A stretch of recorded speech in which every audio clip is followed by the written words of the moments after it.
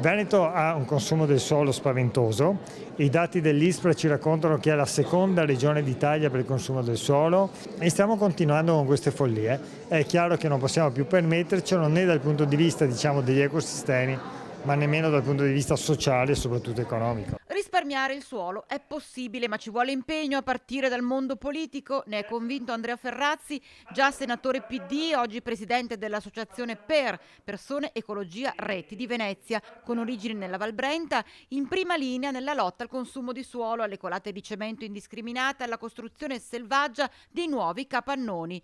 Un argomento che riguarda la nostra regione e che ha interessato da molto vicino anche il Bassanese, quando l'area agricola di San Lazzaro ha rischiato di venire trasformata in area industriale nella discussa vicenda Baxi-Pengo.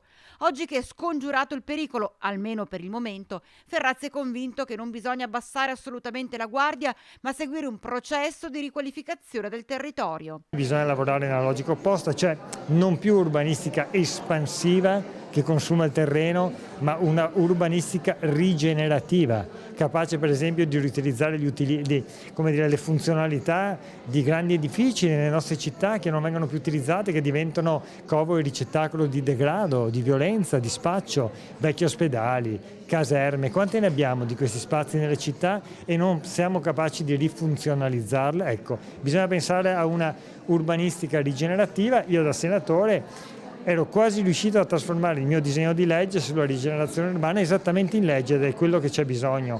Oggi c'è bisogno come l'aria nel nostro Veneto. A proposito, ci si chiede perché non strutturare una regolamentazione in modo da mettere al sicuro un'area sulla quale cittadini, associazioni di categoria, quartieri, ambientalisti e politica si sono già espressi, ad esempio con un lucchetto nella nuova legge sul consumo di suolo datata 7 aprile 2022 e relative modifiche che giace in un cassetto a prendere polvere a Palazzo Ferrofini, nonostante le tante richieste che arrivano proprio dal Veneto per vedere varata la nuova normativa e soprattutto vederla applicata.